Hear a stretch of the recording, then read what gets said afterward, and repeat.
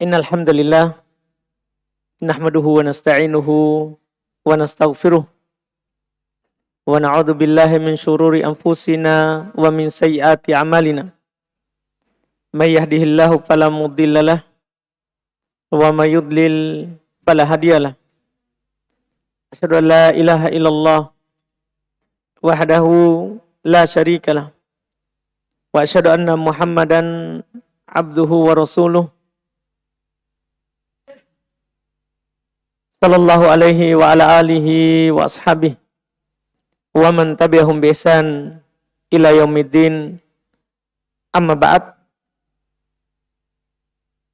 Alhamdulillah, kita bersyukur kepada Allah Subhanahu wa taala kembali pada malam hari ini kita melanjutkan kajian kitab Bulughul Maram min Adillatil Ahkam.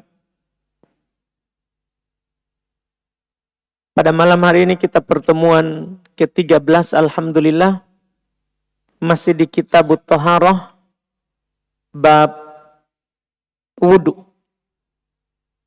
Kita sudah membaca hadits yang terakhir terkait dengan masalah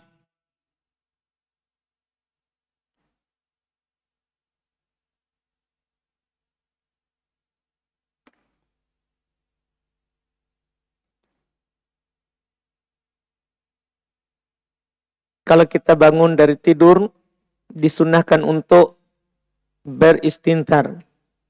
Pada malam hari ini kita lanjut di hadits berikutnya, yaitu hadits ke-7 dalam bab wudu, tapi nomor secara keseluruhan adalah hadits yang ke-38. Kata beliau rahimahullah, wa anhu, darinya juga, maksudnya dari Abu Hurairah.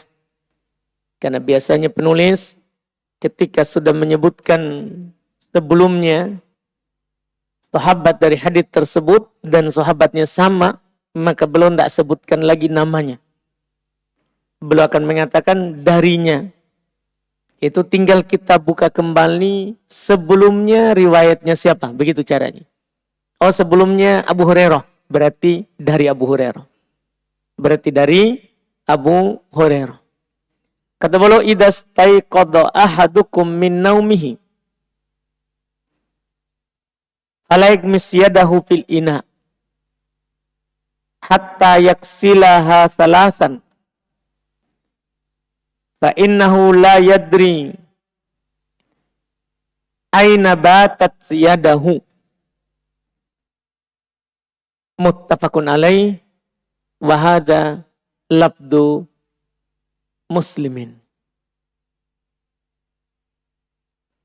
Kata beliau dari Abu Hurairah radhiyallahu taala anhu, beliau berkata, idza staiqadha ahadukum, apabila salah seorang di antara kalian istaiqadha, bangun dari tidurnya, min naumihi, dari tidurnya, fala yagmis, maka janganlah ia langsung yagmis. Yagmis itu memasukkan, mencelupkan, bisa. Yadahu, tangannya, fil ina'i, ke dalam tempat air, apapun itu, ember, baskom, apapun itu tempat air. Dan ini maknanya lebih umum. Ke dalam tempat air, hatta yaksilaha salatan, sebelum mencucinya 3 kali terlebih dahulu. Alasannya, fa innahu la yadri, karena sesungguhnya dia tidak tahu, aina batat yadahu, di mana tangannya bermalam. Hadits ini diriwayatkan oleh Imam Al-Bukhari dan Imam Muslim, dan ini lafaz Imam Muslim, kata beliau. Ini riwayat Imam Al-Bukhari nomor 162, Muslim nomor 278. tentunya derajat hadits sahih. Fikih hadits masih terkait dengan mencuci telapak tangan. Makruhnya langsung memasukkan tangan ke tempat air setelah bangun dari tidur sebelum mencucinya. Bahkan di sana ada ulama yang saya nukil ini pendapat mayoritas. Ulama madhab. Bahkan ada mengatakan di sana haram memasukkan air langsung ke dalam tempat air sebelum mencucinya. Ada mengatakan haram karena memang haditsnya adalah fala yakmis, larangan. Jangan dia memasukkan tangannya ke air. Maka ada di antara para ulama fikih mengambil dengan zahir hadits ini seperti orang-orang zahiriyah. Haram seorang itu memasukkan tangan langsung ke tempat air kalau bangun dari tidur. Berdosa kalau dia lakukan itu. Hanya saja mayoritas mereka memilih makruh karena ini membabil adab. Ini adabnya.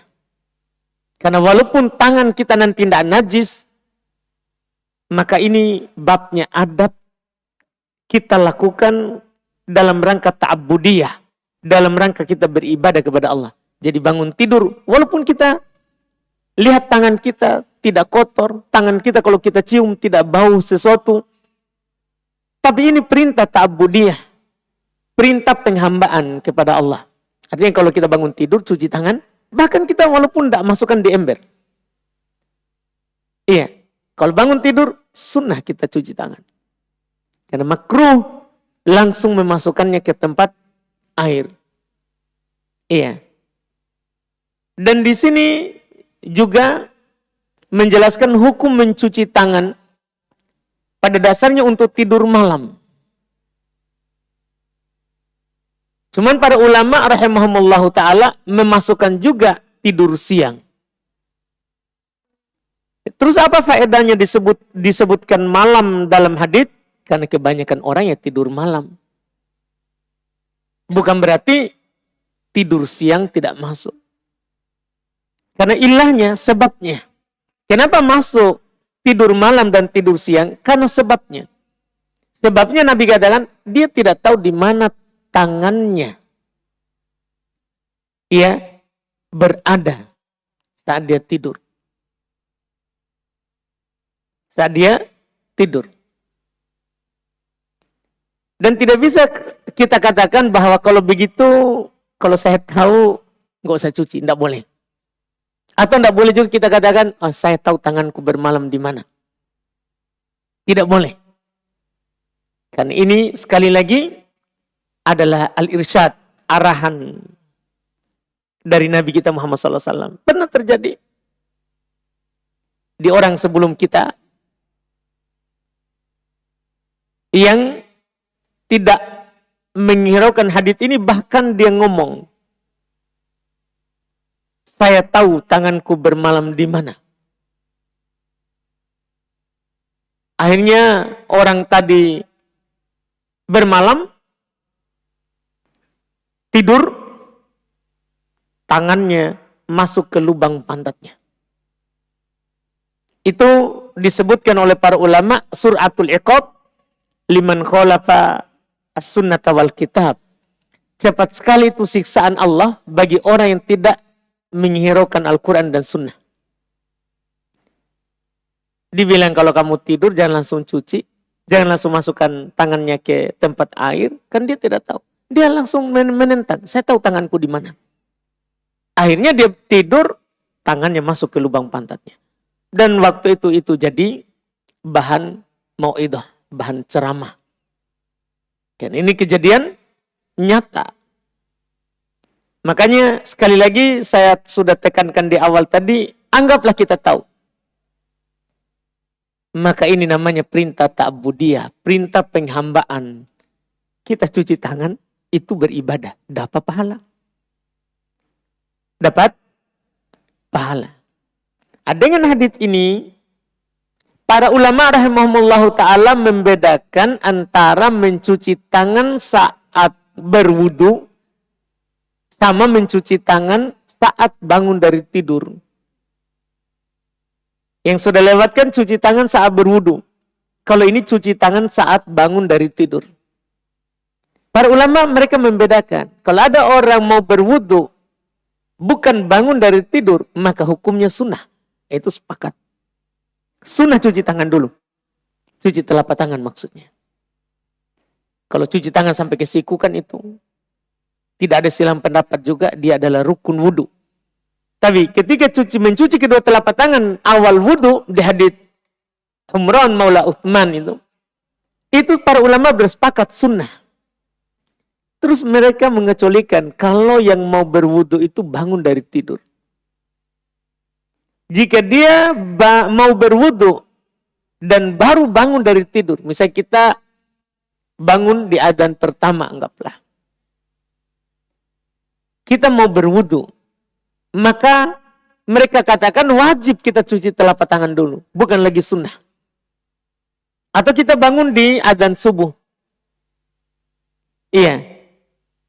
Di adzan subuh. Sebelum kita berkumur-kumur dan memasukkan air ke hidung, wajib kita hukumnya mencuci kedua telapak tangan. Jadi mereka bedakan seperti itu. Dan yang membedakan seperti ini bagus juga. Karena memang dalam syariat dibedakan. Iya. Kalau wudu biasa, cuci tangan cuma perbuatan Nabi. Boleh kita menciduk air dari dalam. Di ember atau di tempat wudu itu. Tapi kalau bangun dari tidur, di sini dilarang. Sampai kita mencuci tangan kita. Dan disebutkan ilahnya, sebabnya. Kita tidak tahu di mana tangan kita bermalam. Sehingga ini menjadi penting. Ini menjadi penting yang disebutkan oleh para ulama kita. Kemudian berikutnya lagi, hadits ke-39.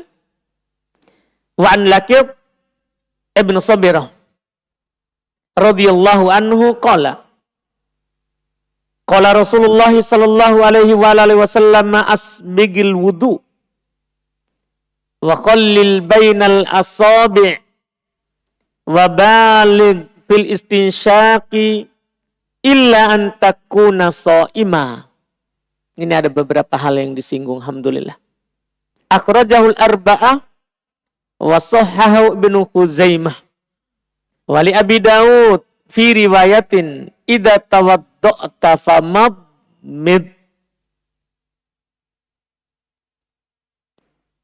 Kata beliau dari Laqit Ibnu Sabirah radhiyallahu anhu berkata bahwa Rasulullah sallallahu alaihi wasallam bersabda, asbigil wudu. Sempurnakanlah dalam berwudu. Ya, kalau kita wudu sempurna. Bahkan nanti insya Allah karena kita dapat hadits ada orang tidak kena sedikit dari anggota wudunya air, Nabi suruh ulang. Ini perintah. Asbigil wudu, perintah. Sempurnakan dalam berwudu. Wa qallil bainal asabi'. Dan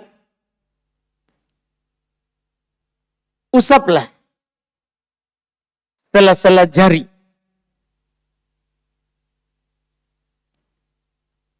Itu perintah kedua. Ketiga, wa balik fil istinsyaq. Ketiga, bersungguh-sungguhlah dalam istinsyaq, isap. Bersungguh-sungguhlah dalam mengisap air ke dalam hidung. Iya, artinya di pembahasan sebelumnya kita bahas memasukkan saja. Ini kita sekarang balik, bersungguh-sungguh. Isaplah air ke dalam hidung. Illa antakuna so'ima, kecuali kamu sedang dalam keadaan berpuasa. Ini kata beliau riwayat Imam 4 dan hadits sahih menurut Ibnu Khuzaimah. Menurut riwayat Imam Abu Daud, Nabi bersabda, "Idza tawadda'ta famadmid." Jika engkau berwudu, maka berkumur-kumurlah.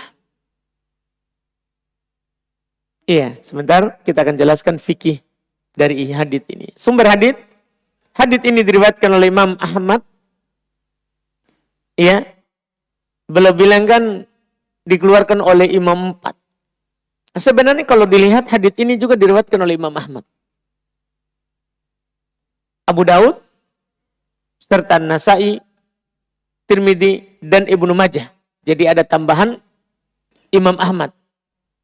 Iya, belum tidak katakan akhrajahul khamsah. Kalau seandainya seperti kaidah beliau di pendahuluan, kalau diriwayatkan oleh Imam Ahmad sama Imam 4, beliau akan bilang dikeluarkan oleh Imam 5. Tapi beliau hanya bilang Imam 4. Dan disahihkan oleh Ibnu Khuzaimah dengan nomor masing-masing sudah saya tulis. Kemudian riwayat Abu Daud yang kedua, itu juga beliau sebutkan dalam sunannya nomor 144. Kalau yang riwayat pertama 142. Derajat hadits sahih disahihkan oleh Syekh Al-Albani dalam Sahih Abu Daud. Adapun biografi Laqit Ibn Sabirah, karena baru dapat,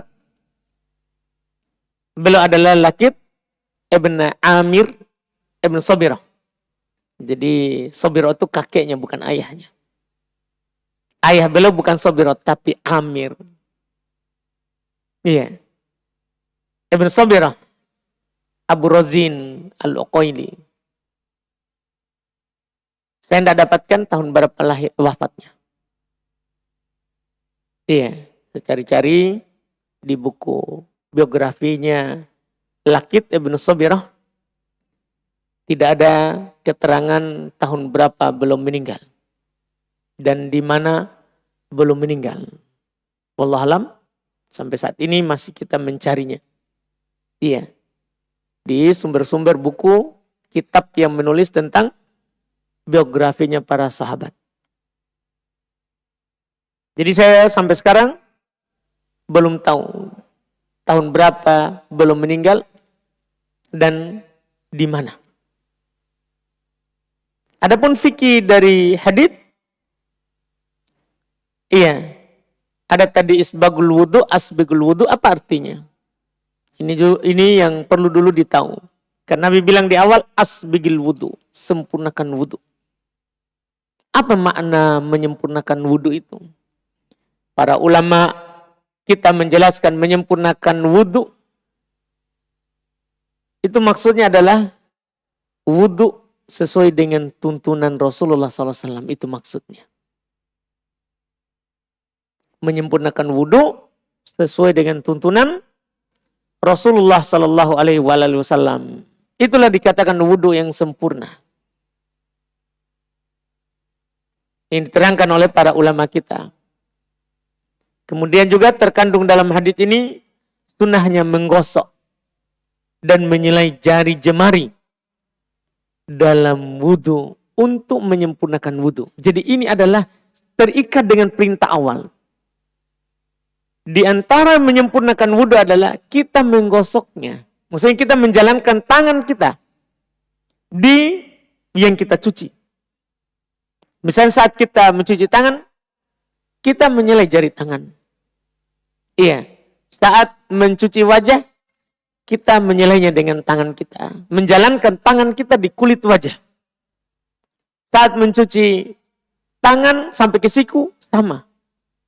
Saat mencuci kaki, sama. Kalau mengusap kepala kan jelas. Sudah kita jelaskan. Mencuci kaki juga seperti itu. Tapi ini hukumnya adalah sunnah, tidak sampai wajib. Tidak sampai wajib. Karena yang diinginkan adalah air itu sampai. Kalau air bisa sampai tanpa kita gosok, tanpa kita menjalankan tangan kita di yang harus kita cuci dalam berwudu, maka kewajiban sudah gugur. Makanya para ulama kita membahas hukum terendah. Iya. menggosok atau menyelai jari jemari dalam berwudu adalah sunnah. Tapi kadang ada suatu ketika mereka akan katakan wajib. Yaitu kalau air tidak bisa sampai kecuali dengan menggosoknya, wajib. Karena kaidah usulnya, ma la yatimul wajib illa bih wa huwa wajib. Apa yang tidak sempurna kewajiban kecuali dengan melakukannya, maka hukumnya wajib. Ini kaidah umum sebenarnya, bukan hanya dalam berwudu. Semua begitu. Misal laki-laki wajib sholat berjamaah di masjid. Ya enggak bisa dilakukan ini yang wajib kecuali jalan ke masjid. Ya wajib jalan ke masjid. Wajib berjalan ke masjid. Berwudu wajib. Kita enggak punya air, tapi kita punya uang untuk beli. Sekarang beli air tapi hukumnya mubah. Tapi karena kita tidak bisa wudu kecuali dengan membelinya, wajib kita beli. Wajib kita membeli air.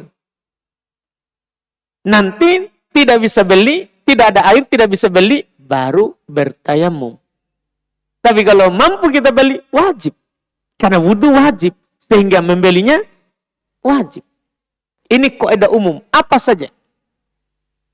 Dalam masalah itu, kalau sesuatu itu pengantar kepada sesuatu, maka mengambil hukum tujuannya. Jadi kita selalu memandang jauh. Iya. Apa hukum saya berjalan ke masjid? Tergantung, kamu ke masjid apa hukumnya? Kamu melakukan sesuatu yang di masjid itu apa hukumnya? Kalau wajib, ya wajib kita jalan. Makanya para ulama juga kita membahas, apa hukum beli motor? Mubah. Tapi kalau kita tidak bisa ke masjid kecuali dengan menggunakan motor, dan kita mampu untuk membelinya, wajib. Nah, sama juga dengan ini. Hukum menggosok anggota wudu, sunnah. Tapi kalau tidak bisa sampai air kecuali dengan menggosoknya, wajib. Nah, ini harus kita pahami. Ya, dari apa yang disebutkan oleh para ulama kita, jangan sampai kita bingung. Kenapa ulama sana bilang wajib, ini dia bilang sunnah. Jadi kadang ada ulama yang berbicara hukum asal. Ini hukum asalnya sunnah. Tapi kalau tidak bisa kecuali tanpa itu, maka wajib. Wajib hukumnya. Ini yang kita sebutkan hukum dasar, sunnah. Menggosoknya. Kemudian sunnahnya bersungguh-sungguh dalam menghirup air ke hidung. Iya. Sunnahnya bersungguh-sungguh menghirup air ke hidung. Tapi ketika tidak berpuasa. Jadi kalau kita tidak berpuasa, sunnah. Iya, kita menghirup air ke hidung. Bersungguh-sungguh. Iya, kalau memasukkan air ke hidung, itu sudah dibicarakan, ada perintah, wajib. Tapi menghirupnya sampai ke dalam, sampai ke pangkal hidung, itu sunnah. Tapi ketika kita tidak sedang berpuasa. Adapun ketika berpuasa, hal itu tidak disunnahkan. Hal itu tidak disunnahkan. Kenapa? Ini lagi masalah tadi lagi. Masuknya air lewat hidung ke tenggorokan membatalkan puasa. Jadi kalau kita menghirup air ke hidung akan menyebabkan batal puasa, maka dilarang menghirup air sungguh-sungguh sampai masuk ke dalam tenggorokan. Iya, masuk ke lubang hidung. Karena kapan sudah ke pangkal hidung, itu dikhawatirkan. Besar kemungkinan dia akan turun ke tenggorokan. Nah ini makanya para ulama mengatakan bahwa sunnahnya bersungguh-sungguh dalam menghirup air ke hidung ini ketika sedang tidak berpuasa. Iya, kan Nabi memang katakan, illa antakuna so'ima, kecuali kamu sedang berpuasa. Iya.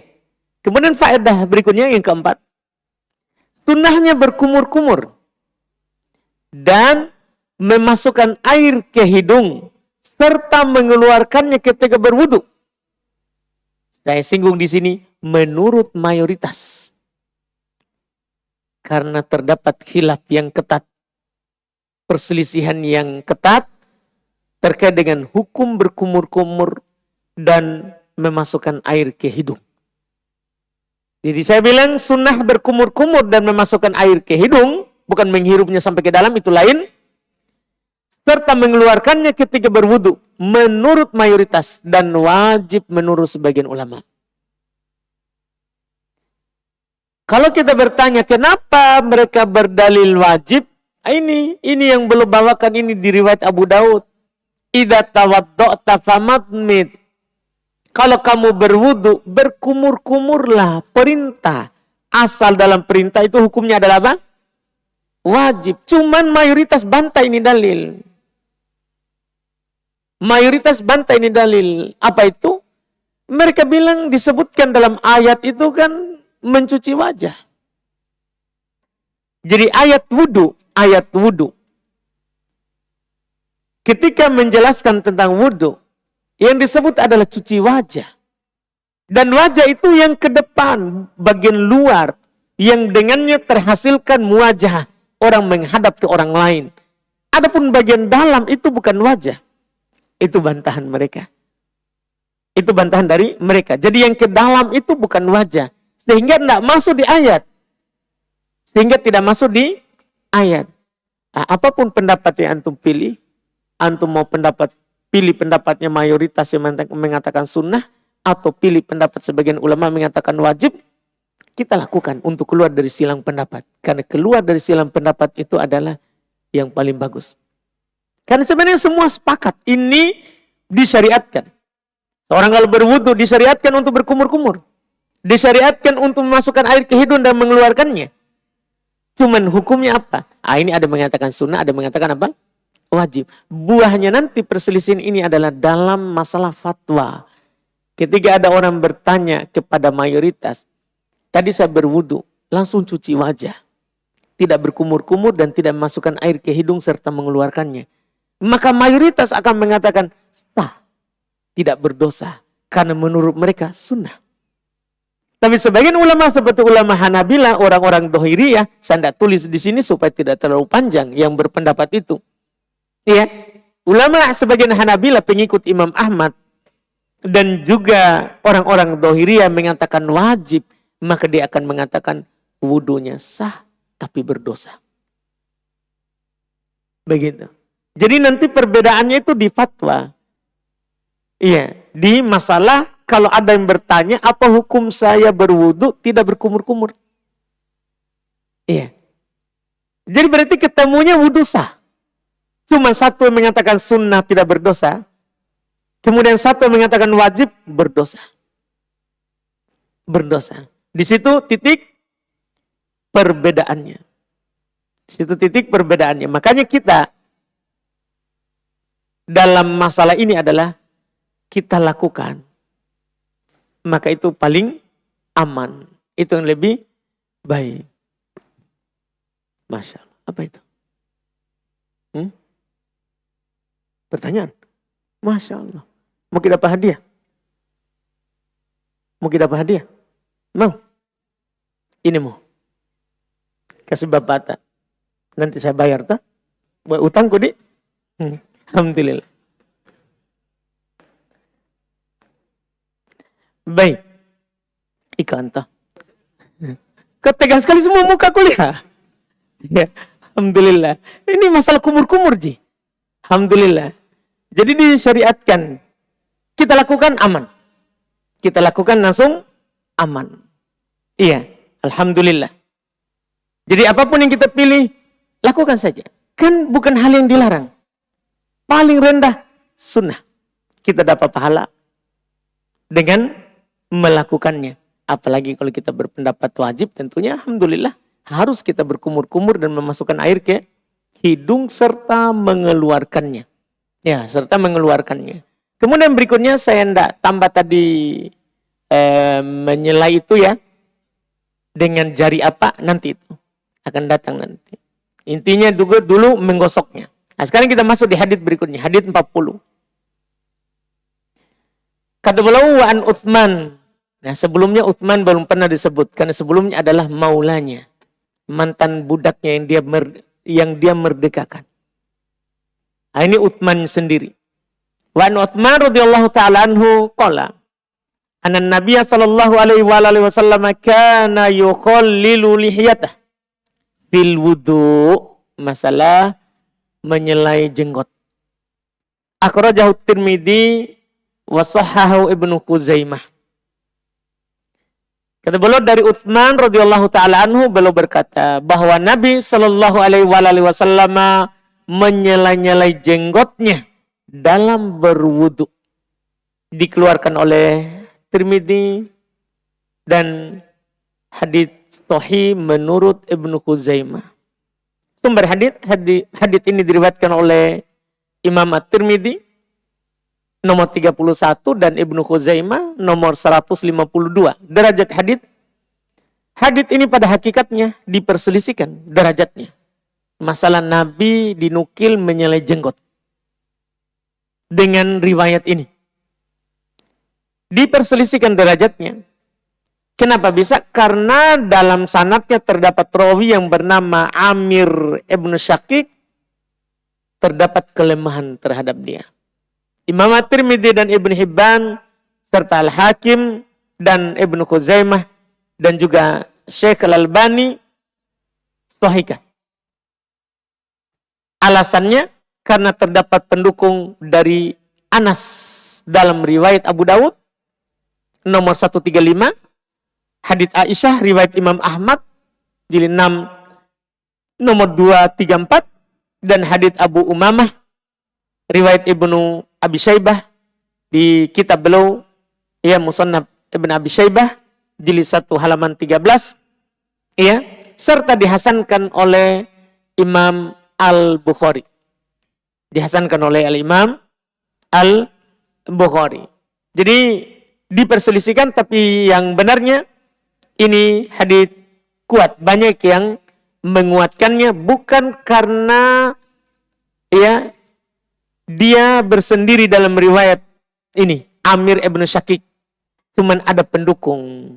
Kan kalau ada hadits dhaif, rawi yang dhaif ada kelemahan, kemudian didukung oleh rawi yang lain ya lebih dari satu jalur, maka itu bisa naik dari dhaif menjadi hasan li ghairi.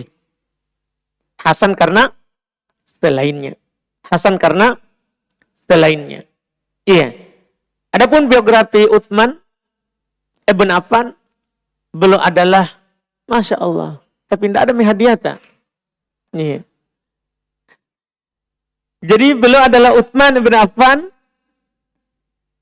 Al-Umawi Al-Qurashi, khalifah ketiga. Beliau memimpin kaum muslimin selama 12 tahun. Utsman berkuasa selama 12 tahun. Dan salah satu yang disebut oleh Nabi Sallallahu Alaihi Wasallam sebagai penghuni surga. Kan Nabi pernah katakan Utsman fil jannah. Utsman di dalam surga. Masuk Islam pada awal dan berhijrah ke negeri Habasyah 2 kali. Ini Utsman masuk Islam di awal-awal. Karena waktu itu belum ada syariat anjuran hijrah ke Madinah. Maka mereka berhijrah ke Habasyah, negeri Afrika. 2 kali beliau ke sana. Serta menikahi 2 putri Nabi SAW. Pertama beliau nikahi Ruqayyah. Dan setelah meninggal Ruqayyah, maka Nabi SAW menikahkannya dengan Ummu Kulthum. Makanya dikatakan Utsman itu Dzun-Nurain, pemilik 2 cahaya. Karena menikahi 2 putri Nabi SAW. Pertama Ruqayyah meninggal, beliau nikah lagi dengan Ummu Kulthum. Beliau wafat tahun 35 Hijriah di Madinah pada umur 82 tahun dan dikubur di pekuburan Baqi. Dan beliaulah yang beda umur wafatnya dengan Nabi SAW dari khalifah Utsman. Karena yang lainnya itu meninggal di umur yang sama dengan Nabi. Abu Bakar meninggal 2 tahun setelah Nabi dengan umur 63 tahun. Demikian pula Umar meninggal juga setelah Abu Bakar dengan umur yang sama dengan Nabi. Dikatakan 63 tahun. Ali juga begitu. Umurnya sama dengan Nabi meninggalnya. Utsman yang menyelisih umurnya Nabi meninggalnya 82 tahun. Masya Allah. Ya, ini menunjukkan apa yang Nabi katakan bahwa Ya, umat Islam itu adalah umurnya antara 60-70 begitu. Jarang yang lewat. Jarang yang lewat. Kalau lewat dari itu sudah hadiah. Iya. Beliau dikubur di kuburan Baqi, alhamdulillah. Adapun kandungan dari hadits tadi, fikihnya terkait dengan jenggot. Iya, kan ini yang belum disinggung dalam hadits sebelumnya. Sunnahnya menyela-nyela jenggot ketika berwudu. Iya, itu menyisirnya dengan jari jemari, jari tangan. Dan hukum ya sampainya air ke kulit jenggot itu bagaimana? Kan tadi sunnah menyela jenggot. Tapi bagaimana? Apakah kita hanya menyelainya saja atau harus air itu sampai ke kulit? Harus air itu sampai ke kulit. Karena sebagian orang kalau berwudu diambil air, kemudian dia kasih begini di jenggotnya. Maksudnya apakah memang harus disampaikan air ke kulit, jenggot, atau cukup kita menyelainya saja dengan jari jemari kita? Dalam hal ini mayoritas ulama terdapat rincian. Dari sinilah juga nanti muncul kapan kita itu disyariatkan untuk menyelai jenggot. Dan sampai kita jenggotnya 1 biji, kita selai lagi. Iya, kita menyelainya. Dari sini nanti kita bisa dapat faedah. Pertama, rinciannya, jika jenggot tersebut tipis, tidak menghalangi kulit, maka wajib sampai air ke kulit ketika mencuci wajah. Karena dia bagian dari wajah. Jadi tempat tumbuhnya jenggot ini kan di sini di dagu. Yang bagian atasnya ini. Iya, di dagu. Jadi ketika jenggot seorang itu tipis, wajib air sampai ke kulit. Kan itu bagian dari wajah. Kan itu bagian dari wajah. Nah, di sini nomor 1 ini keadaan ini. Tidak ada syariat, tidak ada sunnah untuk menyelai jenggot. Iya. Bahkan wajib kita cuci. Kedua, jika jenggot tersebut tebal, menutup kulit, dan kulit tidak kelihatan. Nah, ini saya langsung sebutkan cirinya. Supaya mengisyaratkan jenggot tipis dan jenggot tebal itu bagaimana. Nah ini, jenggot tebal itu kalau dia menutup kulit dan kulit tidak kelihatan. Kulit tidak kelihatan, maka itu tebal. Tapi kalau jenggotnya ada, tapi kulit masih kelihatan, maka itu jenggot tipis. Jenggot tipis. Iya.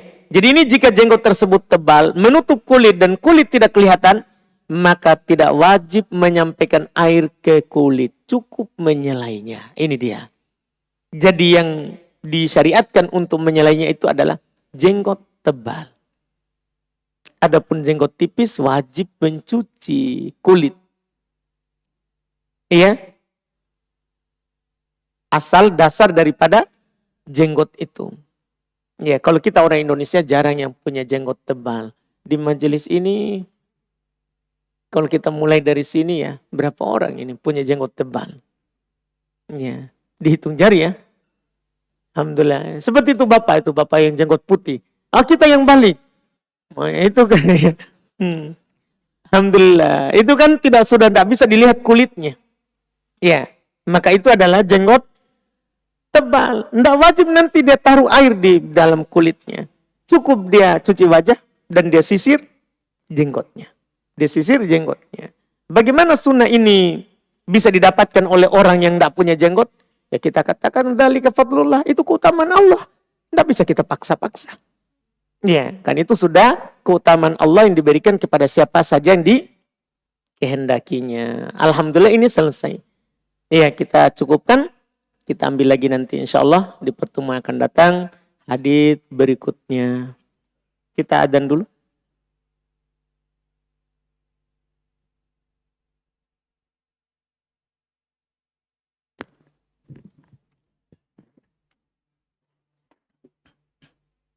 Mengiyakan. Saya bingung, di satu sisi mau orang tua yang pergi Di sisi lain saya juga mau. Dan saya ketahui itu haji adalah ibadah mahdhah yang hukumnya makruh kita persilakan orang lain lebih dulu. Sebenarnya tidak boleh kita bilang makruh kita mempersilakan orang lain dulu. Kan ada namanya kita pilih yang aslah, yang paling bagus maslahatnya. Kalau kita tidak kasih berangkat ibu tak misalnya, dan akan lama lagi waktunya sementara ibu sudah tua, kan kita dahulukan ibu, kan begitu. Cuman sekarang adalah kita kalau mau memandang jangan dari situ, memandangnya dari mahram. Iya. Kalau nenek kita adalah nenek ini maksudnya yang perempuan ya. Orang Makassar karena bapak juga nenek. Iya, ini nenek siapa ini? Yang laki-laki atau perempuan? Siapa ini punya?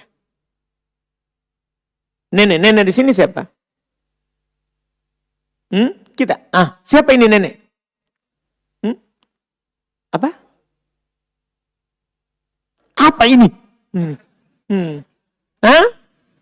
Oh, dua-duanya. Nenek itu kakek dan nenek. Begitu maksudnya? Oh, lebih baik ibu. Karena ibu berarti nanti ada mahramnya bapaknya. Lebih baik ibu, jadi kita jangan berangkat. Ya, lebih baik kita berangkatkan ibu kita. Lebih baik kita berangkatkan ibu kita. Dan tentunya itu punya keutamaan dari sisi lain. Ya, dari sisi lain. Ya, yaitu ketika Nabi ditanya siapa orang yang paling berbuat baik, paling berhak mendapatkan perbuatan baiknya, maka kata Nabi, ummuk, ibumu. Dia bertanya lagi, siapa lagi? Ibumu. Dia bertanya lagi, ibumu. Siapa lagi? Bapakmu. Jadi 3 kali ibu, baru 1 kali bapak. Dan termasuk berbuat baik kepada ibu adalah menghajikannya. Adalah membiayainya berhaji. Iya. Itu hal yang paling utama untuk orang tua. Jadi kalau kita merasa bahwa kita mampu setelahnya untuk berhaji, maka kita kasih ibu untuk berangkat haji sama kakek dan nenek. Itu lebih utama. Walaupun haji itu haji mahdhah, tapi dia kan kewajiban seumur hidup 1 kali. Artinya boleh kita mengakhirkan kalau ada hal yang lebih penting sebelumnya. Hal yang lebih penting sebelumnya. Iya, seperti yang disebutkan kasusnya itu.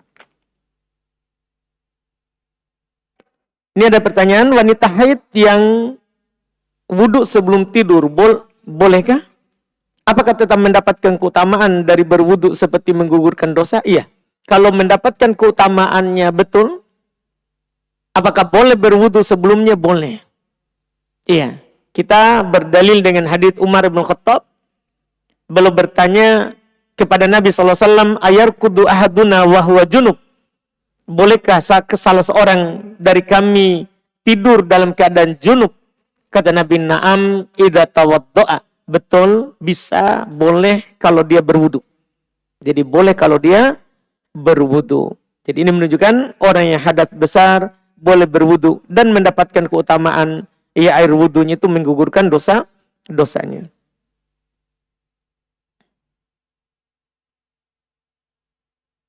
Hadits ke-38 tadi Ustaz. Mencuci tangan 3 kali ketika bangun dari tidur. Apakah didahului dengan baca bismillah?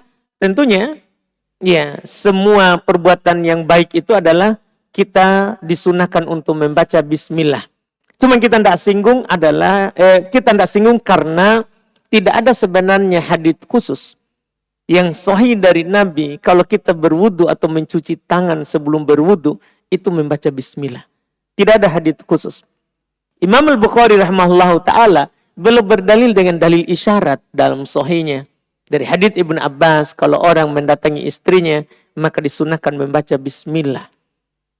Belum ambil dari dalil itu bahwa mendatangi istri saja, hanya menunaikan syahwat, kita disunahkan untuk membaca bismillah, maka apalagi itu adalah ibadah. Tentunya disunahkan kita baca apa? Bismillah. Seperti itu pendalilannya.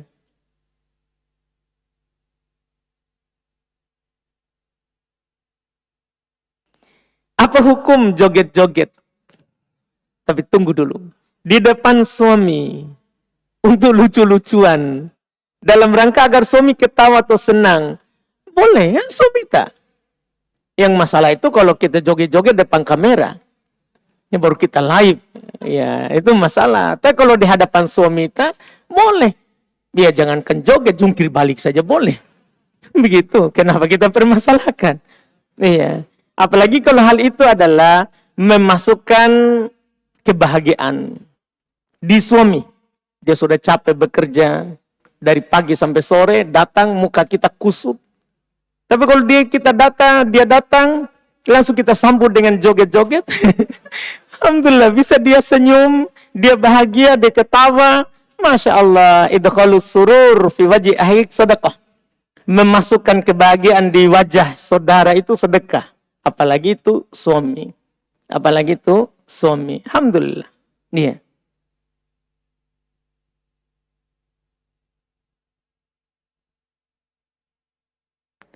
Kemudian pertanyaan berikutnya.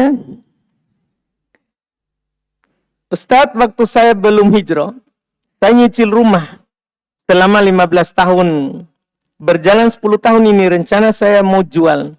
Apa bisa saya jual dan pembeli lanjut cicilan rumah saya? Pertama, kalau rumah itu jaminannya waktu kita cicil adalah rumah itu sendiri, maka tidak boleh kita jual.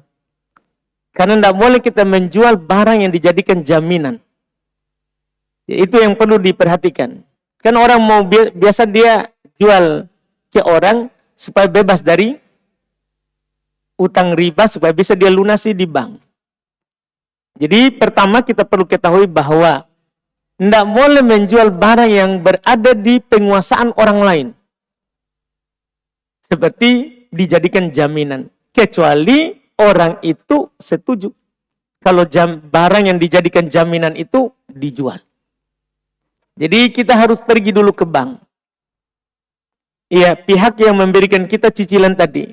Untuk menanyakannya. Kalau dia bilang boleh, boleh. Alhamdulillah untuk segera berlepas dari riba. Iya. Kalau bilang tidak boleh, maka tidak boleh. Dan kita tidak berdosa kalau kita baru tahu. Baru dapat hidayah. Baru dapat petunjuk kalau itu tidak boleh.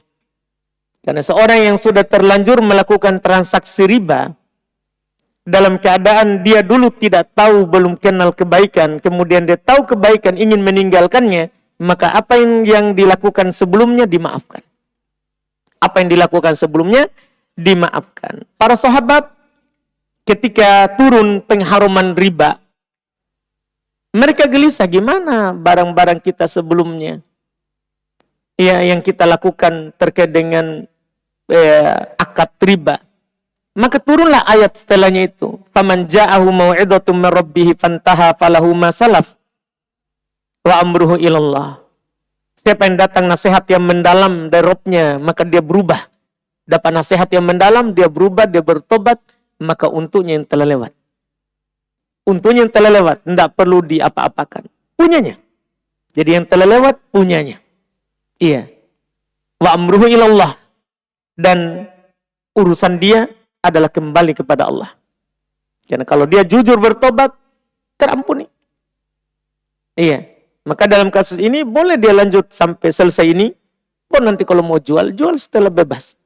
Jual setelah bebas. Itu pilihan kedua. Wallahu alam.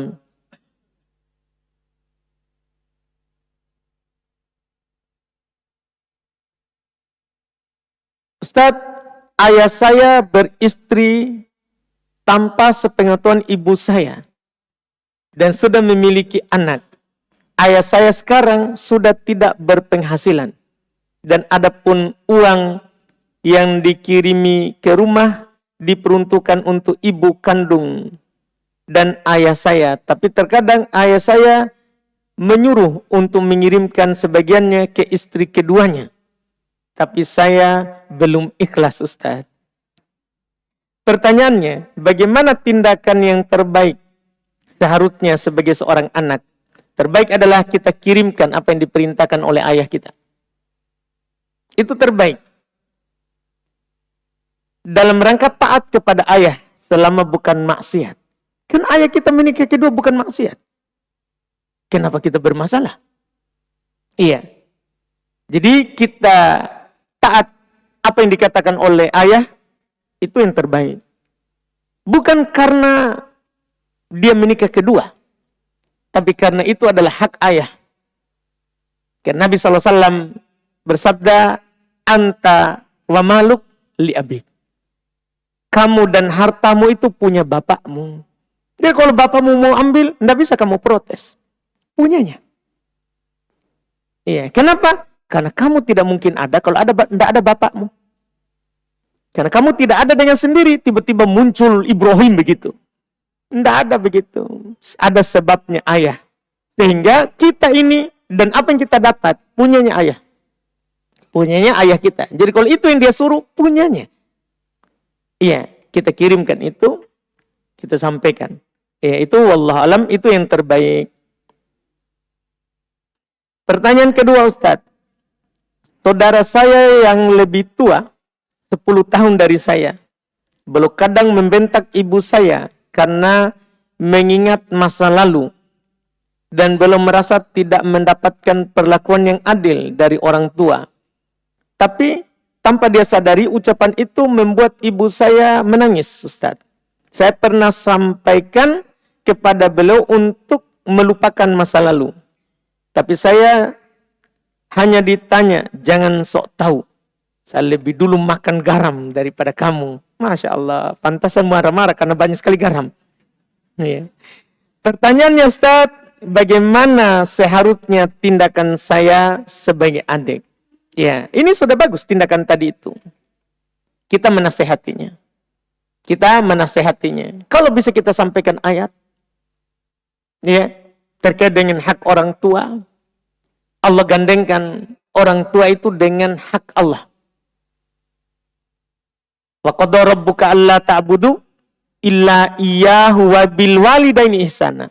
Digandengkan. Rabbmu telah menetapkan bahwa kalian tidak boleh beribadah kecuali hanya kepadanya dan kepada kedua orang tua berbuat baiklah. Jadi digandengkan haknya Allah dengan hak orang tua. Itu kita ingatkan. Dan juga Allah ingatkan, digandengkan kesyukuran kepada Allah dengan kesyukuran kepada orang tua juga. Anishkurli wali walidai. Hendaklah kamu selalu bersyukur kepadaku, kata Allah, dan kepada kedua orang tuamu. Digandengkan, menunjukkan besarnya hak dari orang tua.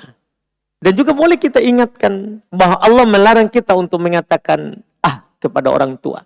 Apalagi membentaknya. Karena Allah berfirman, fala taqul lahuma uffin. Jangan katakan kepada kedua orang tuamu, ya, kata uff. Apalagi membentaknya, menghardiknya. Itu tidak dimulaikan. Boleh kita sampaikan seperti itu. Kalau tidak diterima, maka kita sudah tegakkan hujah. Seperti kalau dia ngomong, apa engkau tahu? Saya ini lebih dulu makan garam. Ya, itu tidak apa-apa. Itu hidayah dari Allah. Yang penting kita sudah tegakkan hujah. Setelahnya kita tinggal doakan hidayah dan bersabar atas hal tersebut. Kita yang berbuat baik kepada orang tua. Wallahualam. Bagaimana hukumnya seorang yang sering berulang kali melakukan dosa? Misalnya safar. Mungkin kita sudah tahu hukumnya, tapi dalam kondisi tertentu melakukan dosa tersebut kembali. Iya. Nah, itu hal yang tidak bisa dihindari kadang seperti itu karena tabiat manusia pelupa. Tabiat manusia pelupa. Nabi SAW katakan, innal mu'min nasa'an. Mukmin itu pelupa. Memang orang kalau beriman itu pelupa. Pelupa. Iya, itu orang beriman. Bahkan karena pastinya kita melakukan dosa itu, Nabi SAW katakan, laulam tudnibu ladahaballahu bikum. Kalau kalian sudah tidak ada lagi yang berbuat dosa, maka Allah akan memusnahkan kalian. Kemudian akan datang orang lagi yang melakukan dosa dan mereka bertobat. Dan mereka bertobat. Bahkan di hadits lain, Nabi juga kabarkan bahwa kadang ada seorang itu mukim, itu terus menerus melakukan dosa yang sama, tobat lakukan lagi, tobat lakukan lagi. Iya, makanya di dalam hadits itu adalah yang tercela bukan tidak berdosa, karena tidak ada seorang pun dari kita yang tidak jatuh dalam dosa, tidak ada. Tidak ada orang bisa katakan saya tidak pernah, tidak ada. Nabi itu yang begitu. Nabi dijaga, adapun kita tidak dijaga dari yang namanya jatuh dalam dosa. Makanya yang tercela bukan tidak berdosa sebenarnya. Karena tidak mungkin kita tidak berdosa. Yang tercela adalah yang tidak bertobat. Yang tercela adalah yang tidak bertobat. Karena dalam hadits dikatakan bahwa ada seorang hamba, dia melakukan dosa. Kemudian dia beristighfar. Maka ketika dia beristighfar, kata Allah kepadanya, alima abdi anna lahu rabb yaghfirud dunub. Hambaku itu tahu kalau dia punya Tuhan yang akan mengampuni dosanya. Maka dia meminta ampun. Dan Allah katakan, qad ghafartulah, saya telah mengampuninya. Setelah itu lupa lagi, lalai lagi, dosa lagi. Istighfar lagi. Allah tetap katakan begitu. Dia tahu dia punya Rabb yang mengampuni dosa, maka dia beristighfar. Saya ampuni dia. Jatuh lagi. Begitu terus Allah katakan. Begitu terus Allah katakan. Iya. Makanya yang tercela sekali lagi, yang jatuh dalam kesalahan tidak beristighfar. Tidak beristighfar. Yang beruntung adalah yang melakukan dosa tapi banyak dia dapatkan di lembaran catatannya pada hari kiamat, istighfaron katsiro. Istighfar yang banyak kata Nabi di hadits. Iya. Tuba liman wajada fi sahifatihi istighfaron katsiro. Beruntung orang yang mendapatkan di lembaran catatan amalannya nanti adalah istighfar yang banyak. Istighfar yang banyak. Itu yang dikatakan. Yang beruntung adalah yang beristighfar. Setiap kali berdosa, beristighfar. Iya. Dan tidak boleh, sekali lagi tidak boleh kita mengatakan saya tidak pernah berdosa. Nabi dalam hadits Anas telah mengatakan, iya, bahwa kullu bini Adam khata'. Setiap yang namanya anak Adam itu pasti akan jatuh dalam kesalahan. Cuma Nabi ingatkan, wa khairul khata'ina tawwabun. Orang yang paling baik dari yang bersalah adalah yang bertobat. Yang bertobat. Itu wallahu alam. Sini ada pertanyaan lagi. Ternyata di zaman sekarang masih ada seorang suami yang memegang kendali keuangan sendiri. Termasuk gaji. Aduh, apa salahnya juga ini? Hancur semua kita suami ini. Iya. Bonus dan lain-lain, serta sang suami pula yang berbelanja kebutuhan dapur dengan alasan takut istri boros atau uang gajinya habis.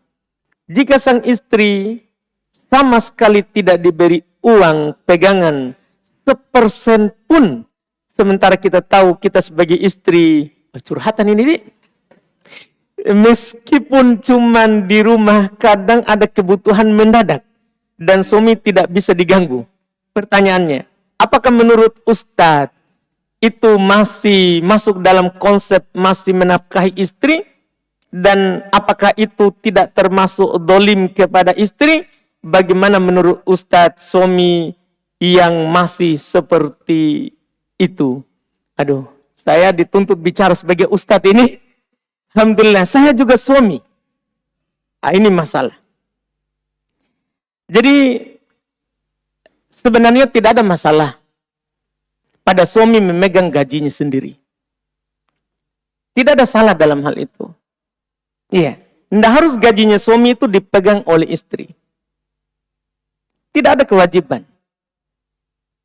Iya, tapi kalau dia suruh pegang istrinya, itu juga tidak masalah. Karena istri adalah nanti, dialah yang menjadi pemimpin terhadap harta dan anak suami. Jadi ketika dia dikasih, dia pemimpin terhadap itu dan dia sendiri akan diminta pertanggungjawaban terhadap harta suaminya, terhadap anak suaminya. Tapi bukan membela suami, kalau suami pegang gaji, tidak ada masalah kalau gajinya. Yang masalah adalah kalau suami pegang semua gajinya, terus tidak kasih hak istri sebagai hak nafkahnya. Kan ada nafkah istri yang wajib dikasih oleh suami. Kelihatan dari pertanyaan ini adalah sebenarnya masalahnya bukan di suami memegang semua gaji, tapi tidak ada 1% pun untuk istri. Ini kesalahan suami. Seorang suami wajib menafkahi istri.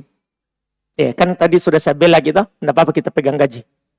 Sekarang kita dikasih tahu lagi sedikit. Jadi, kita sebagai suami wajib memberikan uang belanja sendiri. Bukan belanja bersama. Uang haknya memang sendiri kepada istri. Berapa kita beri? Sesuai kemampuan. Itu Allah perintahkan di Quran. Liyunfiq du sa'atin min sa'atih. Hendaklah orang memiliki kelapangan menafkahi istrinya sesuai dengan kelapangannya. Ya kalau kita lapang, harus kasih istri. Uang belanja untuk dirinya. Uang belanja untuk dirinya. Kalau kita tidak lapang, ada ayat lanjutannya. Waman qudira alaihi rizquhu falyunfiq mimma atahullah. Siapa yang disempitkan rezekinya, dia tidak terlalu lapang. Bukan nafkah itu gugur. Allah malah katakan, hendaklah dia infakkan, nafkahi istrinya sesuai dengan apa yang diberikan. Jadi tidak pernah ada gugur yang namanya menafkahi istri. Jadi boleh kita pegang gaji kita, tapi ada hak istri dari gaji. Kita kasih uang belanja untuk dirinya. Dan kalau ada istri dapatkan suami seperti ini, maka boleh dia ambil uang suaminya secara sembunyi-sembunyi. Diizinkan. Ya. Dia tiba-tiba hilangkan dari dompet suaminya. Kalau ditanya, siapa ambil? Enggak tahu. Tidak ada masalah. Iya. Mungkin penghuni rumah. Iya. Dibolehkan. Kan ada yang mengeluh kepada Nabi SAW di masa beliau, suami yang tidak kasih nafkah berupa uang belanja kepada istrinya. Maka Nabi mengizinkan untuk mengambilnya dari suaminya. Dari punya suami itu ma yakfi, kata Nabi, apa yang mencukupinya. Apa yang mencukupinya. Jadi ini yang harus tahu, diketahui supaya kita tidak jatuh dalam kesalahan. Jadi suami tidak salah kalau dia pegang gajinya.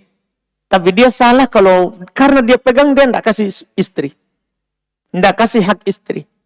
Iya, kalau takut uang itu habis dalam sebulan, sudah itu kan yang kita pegang untuk keperluan sebulan rumah. Bukan uangnya istri. Bukan uang belanjanya istri. Itu hak yang berbeda. Wallahu alam.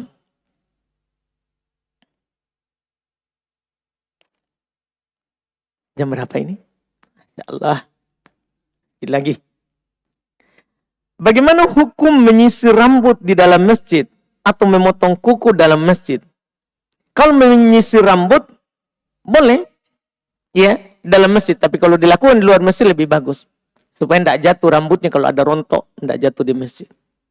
Sama juga dengan memotong kuku, mubah di masjid. Tapi yang jelas kita bersihkan masjid. Tidak boleh kita potong di masjid baru kita biarkan. Baru kita biarkan. Karena ya mengotori masjid itu adalah hal yang bermasalah. Ya, hal yang tidak dibolehkan. Paling rendah hukumnya adalah makruh.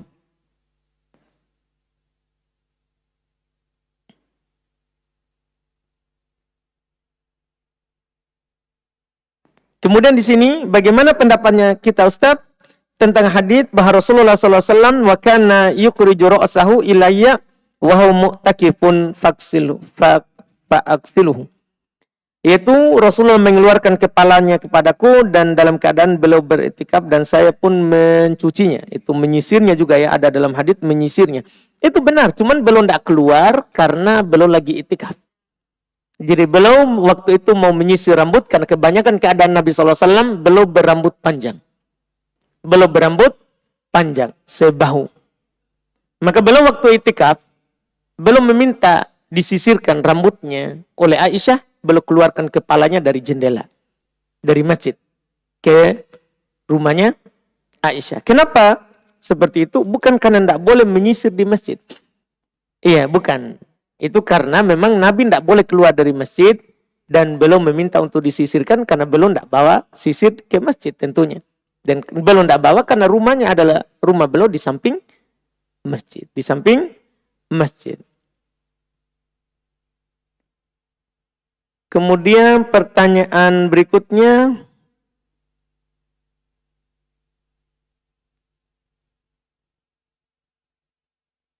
Apakah boleh melakukan gerakan tambahan di saat sementara wudhu? Contoh, mengusap leher atau gerakan yang semisalnya, ataukah memang tidak boleh? Kalau kita mengusap leher dengan mengatakan dan meyakini itu adalah sunnah, maka itu adalah bid'ah. Karena ada hadis terkait dengan mengusap leher, tapi palsu. Yaitu hadis Nabi SAW bersabda, man masah unuqah wukil gil yaumal qiyamah. Siapa yang mengusap lehernya saat berwudu, maka dilindungi dari haus pada hari kiamat. Tapi ini hadis palsu. Sehingga kalau ada yang mengamalkan hadis itu karena meyakini itu sunnah, salah. Itu termasuk bid'ah. Tapi mungkin dia berwudu, dia usap lehernya tanpa ada keyakinan apa-apa. Ya. Hal yang mubah, kalau dia tinggalkan lebih bagus karena nanti dikhawatirkan orang yang melihat merasa bahwa kayaknya sunnah itu. Karena ustaz lakukan. Orang awam masalah, semua yang berjenggot ustaz. Ya. Dan yang masalah lagi, semua yang dilakukan oleh ustaz benar. Itu kan masalah di orang awam. Makanya kita sebagai orang yang orang akan bilang kita adalah ustaz, hati-hati dalam melakukan sesuatu. Kalau tidak ada sunnahnya, jangan dilakukan pergerakan tambahan itu. Karena orang awam, dia tidak mendengar dalil, tapi melihat gerakannya orang.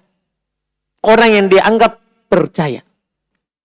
Itu dia hanya lihat gerakan, langsung dia lakukan. Langsung dia lakukan. Jadi kita harus hati-hati hal tersebut. Apakah jarak dari Sidoarjo ke Malang terhitung safar? Aduh, tidak tahu saya ini. Berapa kilo ini? Sidoarjo ke Malang. Berapa? Apa? 70 kilo. Kalau orang Sidoarjo ke Malang dia bilang apa? Keluar kota atau tidak? Keluar kota? Safar? Ya safar. Hah? Oh, bukan pertanyaan antum. Alhamdulillah. Tapi kita antum jawab ya. Alhamdulillah. Kenapa antum tahu itu? Jazakallah khair. Masya Allah. Ya. Pertanyaan terakhir kita jawab balas. Kita lihat. Masya Allah. Ini satu kertas saya tidak bisa baca karena terlalu panjang. Masya Allah si A dan si B kapan begitu itu kayaknya panjang. Iya. Apa hukum orang yang bermaksiat, contoh zina, mencuri, membunuh, dan ia sudah bertobat, tapi tidak menjalankan hukuman had di dunia, apakah akan dihad di akhirat? Ya, kalau dia bertobat tidak lagi. Kalau dia bertobat tidak lagi, karena tobat itu menghapus sebelumnya. Iya, menghapus sebelumnya. Lihat kisah orang sebelum kita itu, antum mungkin sering dengar, seorang yang membunuh 99 orang. Dia datang kepada rahib, seorang ahli ibadah. Dia bertanya, hal min taubah, apakah ada taubatku ini? Dia bercerita, saya sudah bunuh 99. Rahib itu, ahli ibadah itu bilang, tidak ada lagi. 99. Tidak ada lagi taubat untuk itu. Maka dia bunuhlah rahib itu. Genap 100. Jadi itu rahib terbunuh karena kebodohannya. Iya. Genap 100. Akhirnya dia karena memang mau baik, mau bertobat, cari lagi. Dapat ahli ilmu. Orang berilmu, dia bertanya, saya sudah membunuh 100. Apakah saya masih punya pintu tobat? Ya, dia bilang, apa menghalangimu dari pintu tobat? Tapi poin kita setelahnya, bukan yang ini. Akhirnya dia senang, dia bertobat, dan ahli ilmi itu dia bilang, kamu pergi ke tempat si fulan di sana. Dia sebutkan daerahnya, di sana banyak orang beribadah kepada Allah. Akhirnya dia ke sana bertobat, dia ke sana di perjalanan meninggal. Direbutkan oleh malaikat adab sama malaikat rahmat. Malaikat adab bilang, wah ini orang pendosa, belum sempat beramal apapun, hanya bertobat. Belum ada amalan apapun, hanya bertobat. Iya, malaikat rahmat bilang, tidak, dia sudah tobat, dia sudah jauh sejauh ini. Maka datang malaikat yang menghukum mereka, coba ukur berapa jarak dari tempat dia tempuh, tempat dia ke tempat yang baik. Maka ternyata dadanya itu miring ke tempat yang baik. Maka dia diambil oleh malaikat rahmat. Jadi dia membunuh 100 orang, gugur. Karena bertobatnya. Iya, ini yang disebutkan dari pendalilan bahwa tobat itu menghanguskan, menggugurkan apa yang dilakukan sebelumnya. Kalau kita tobatnya tobat yang benar. Kita cukupkan, alhamdulillah, banyak sepertinya kita harus berhenti lebih cepat ini nanti ya, suatu saat. Iya, supaya bisa dijawab pertanyaan-pertanyaan manusia ini, Masya Allah. Alhamdulillah. Mohon maaf yang belum sempat dijawabkan. Mudah-mudahan bermanfaat. Kita cukupkan. Subhanakallahumma hamdik. Asyhadu an la ilaha illa anta astaghfiruka wa atubu ilaik. Assalamualaikum warahmatullahi wabarakatuh.